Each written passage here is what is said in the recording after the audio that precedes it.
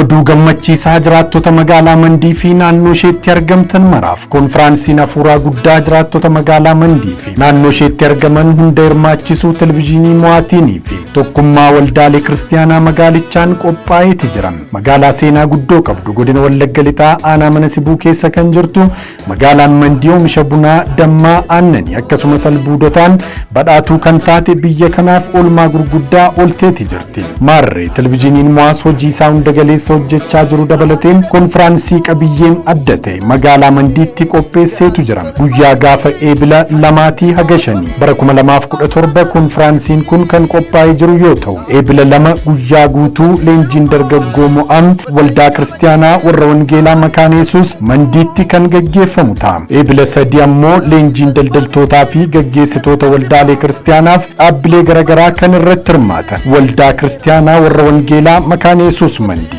achumatti qophaa'eeti jira. Eebila 4 fi eebila 5 bara 2017 ammoo itti fufiinsaan konfiraansiin waliigalaa dirree mooraa mana barumsaa sadarkaa tokkoffaa magaalaa Mandii keessatti kan gaggeeffamu ta'a. Kanaafuu jiraattotni magaalaa Mandii fi naannoo ishee, aanaa Qilxuqaarraa fi naannoo ishee, akkasumas jiraattotni naannoo Benishaangul Gumuzii fi naannoo ishee jiraattan kottaa hirmaattuu eebba kanaa ta'a jenna. Tajaajiltootni sagantaa kanarratti argaman Profeesar Zarihuun Gabree wangeela lallabuuchuuni sammuun namaa bilisa ba'a, miirri namaa bilisa ba'a, foonni namaa bilisa ba'a, jireenyi namaa bilisa ba'a. Sababa isaas keessatti Yesuus Kiristoosii warra hidhamanii hidhamni inni jedha as keessatti dubbatu kuni dhamsa hafuuraati. Luba Gaaddisaa Xila'uun akkati of dandeessu gochuu barbaannaan Waaqayyo karaa baay'ee qaba. Duumessarras karaa qaba Waaqayyo. Luba Qannoo Galaan yoo Waaqayyo nama oolche immoo bineensa nama nyaatu gidduu nagaan bulu. Yoo Waaqayyo nama oolche immoo kiyyootu miila namaa jalaa caba. Waaqayyo nama oolchu taanaan inni nama gargaaru taanaan inni namaan oo'u taanaan inni namaan dhimmu taanaan inni harka namarraan qabu taanaan eessatti baqatanii ooluuf rakkoo. Luba Takkaaliin Qanaan waan isarratti ka'u baay'ee jira. Diinota baay'eetu isarratti ka'a. Kan balbalatti cufan baay'eedha. Kan dallaatti itti irraa diigan baay'eedha. Kan nagaasa dhowwatan baay'eedha. Garuu diiguutuudhaan Waaqayyoon eeggadhe jedha. Luba Garramuu Jaallataan gaala of keessaa qabdu bookee calaltu, utubaa of keessaa qabdu huuba funaantu of hin argine. Hojjetaa wangeelaa Eliyaas Ittaanaa fi waa'ee kan malaalteetti sodaataa jirtu kun siyaachuun danda'u jechaa jirama Waaqayyo. Faarfataa Salamoon Addunyaadha. Addunyaa kee keessan jira nagaa guddaanis margateera situ mi'eessi Yesuus gatii koo sirraan dhaladheessi sanyii koo. Nagaan Waaqayyoo isiniif haa ta'u amantoota magaalaa Mandiif naannoo ishee. Eebila gaafa 2 kaasee amma gaafa 5tti sagantaan adda addaa qophaa'ee jira. Wanta dargaggootaaf, daldaltootaaf akkasuma amantootaaf qophaa'ee jira. Sababii ta'eef guyyaa kanatti hundumtuu irratti kadhattanii akka qophooftanii argamtan isiniin jenna. Waaqayyoo nu eebbisa. Tajaajiltooti garaagaraa achitti argamanii tajaajilu. Waaqayyoo isin haa eebbisu nu kadhadhaa. Waaqayyoo bara kana TV Mo'aa wajjin biyya keessatti wangeelaa gooftaa keenya Yesuus Kiristoos labsuudhaaf nu kaaseera, nu duukaa ka'eera. Isinis immoo jaalalaaf simannaa waan akkasiin simattan namanna.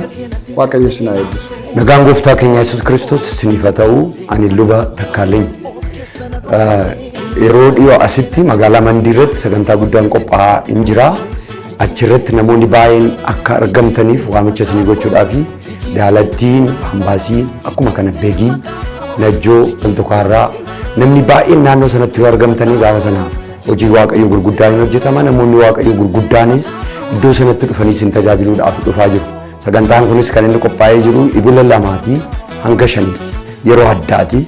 Yeroon sunis yeroo nama baay'eerraa harka keenya, yeroo hidhaa nama baay'eedhaaf kadhan, yeroo dhukkubsattoota baay'eefis kadhanne namoonni baay'een hidhaa isaaniitti hiikamanii galateeffatan waan ta'eef waggaa darbees achirratti wantoota Waaqayyo hojjechaa ture baay'een keessan hin beektu. Amma immoo isarra kan caalu Waaqayyoon kadhannee fe'annee gara sanatti dhufaa waan jirruudhaaf iddoo sanatti akka argamtanii kan jedhuun waamicha isiniif godha. Kana gochuudhaafis iddoo kanatti kadhachaa jirra. Isinis Waaqayyoon kadhadhaa. Guyyaa sana walii galtanii sagantaa sana irratti akka hirmaattanii eebbisuun akka isin hin dabarre jechuu barbaadetanii gooftaan keenya Yesuus Kiristoos isin haa eebbisu. Nagaan Waaqayyoo isiniif haa ta'u. Jiraattonni aanaa mana Sibuuf magaalaa Mandii TV Mo'aaf tokkummaa waldoota amantoota magaalaa Mandii jiru wajjiniin waliin ta'uudhaan sagantaa afuuraa guddaa isiniif qopheessee jira. Sagantaan afuuraa kun kan inni geggeeffamu eebele 2 hanga 5tti bara 2017 kana ta'a.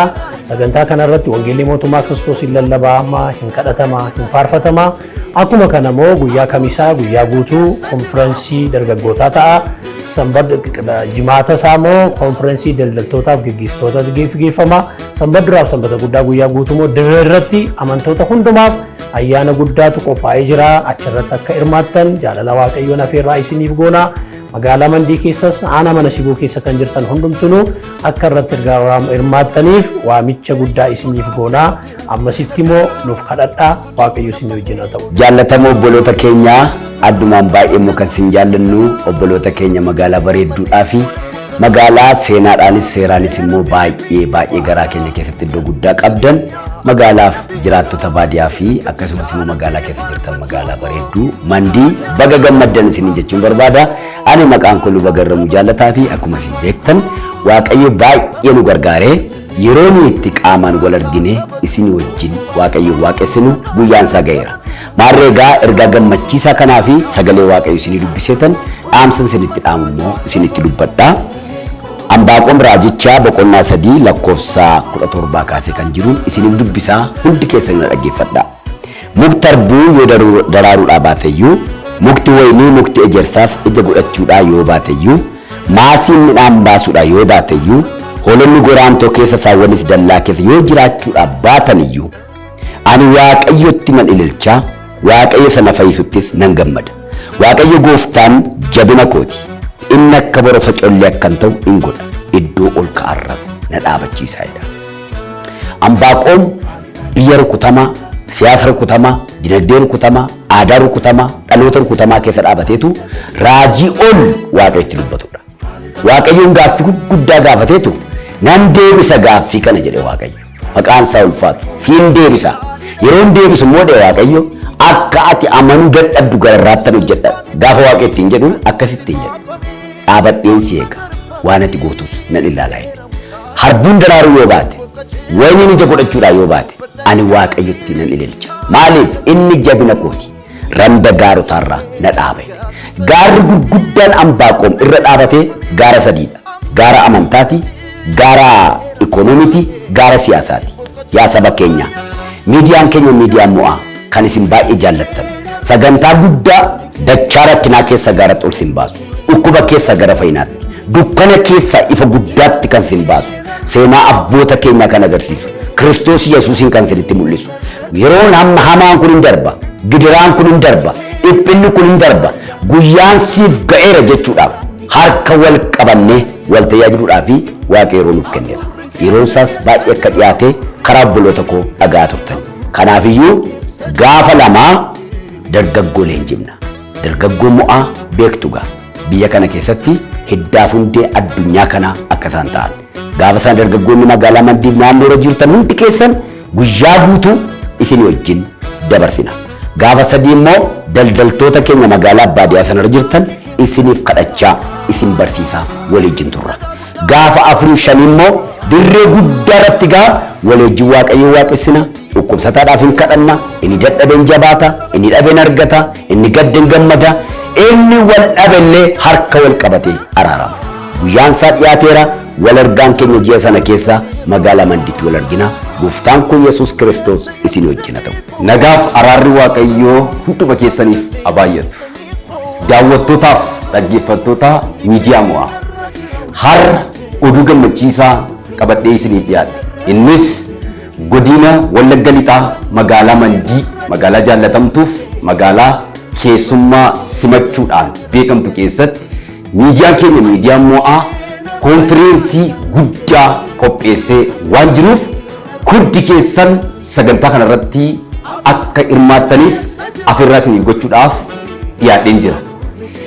Eebila 2 amma 5tti sagantaa guddaa leenjii dargaggoo mo'aa akkasuma daldaltoota mo'aa konferensii guddaan kan itti dhukkubsattootaaf kadhatamu wangeelli mootummaa Waaqayyoo kan lallabamu faarfannaadhaan kan Waaqayyoo eebbifamu qophaa'ee waan jiruuf hundi keessan naannoo sana kan jirtan sagantaa kana irratti dhiyaattanii sagantaa kana akka hirmaattan afeerraa isinii gooneerraa gooftaan keenya Yesuus Kiristoos iddoo isin jirtanitti isin haa eebbisu. Wal argeen keenya magaalaa Mandiitti. Nagaan Waaqayyoo hunduma keessaniif haa baay'atu.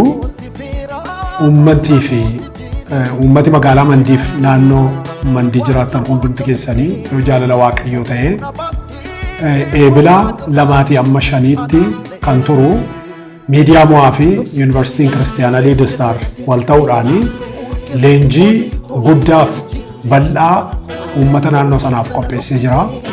Leenjii kana irratti inni jalqabaa gaggeessitootaa fi gaggeessitoota sadarkaa adda addaa jiranii fi akkamittiin ofii isaanii irraa jalqabanii of gaggeessuutiin kaayyoo barbaachisaa bira ofii isaaniis haa ta'u dhaabbata gaggeessan tokko geessisuun danda'ama sana irratti leenjii bal'aatu jira. Lammaffaa irratti dargaggoota keenya yuunivarsiitii kooleejii adda addaa irraa baratanii hojii dhabanii kan ta'an yookaan immoo akkamittiin akka hojii uummatan faayinaansii isaallee eessaa arganna kan jedhanii fi isa kana yerootti walii wajjiniin bal'inaan ilaallu wayii hojii dhabdummaa fi hojii uummachuu irratti ammas akkasuma dargaggoota keenyaa fi qopheessinee jirra. Sadaffaa irratti daldaltoonni keenya akkamittiin waan qaban kana yookaan immoo sarara jiran kana sadarkaa sattaanutti ce'uu danda'u guddisuu danda'u sararratti biizinasi development seennu sanarratti akkasuma qophaa'ee jira. Inni arfaffaan hawaasaaf amantootaaf tajaajiltoota waldaa fi guyyaa isa dhumaa irratti waa'ee rakkoolee waldaa kiristaanaa bara kana wajjin kan wal qabate leenjii bal'aatu barsiisa bal'aatu konfiraansii bal'aatu qophaa'ee jira. Asirratti namoonni yeroo keessan hambaa qabdanii of qopheessitanii sagantaa kana irratti akka hirmaattanii jaalala gooftaan isin beeksisaa. Waaqayyo hunduma keessan haa eebbisu. Nagaan jiraadha. Hundumtiniyyuu affeeramtaniittu.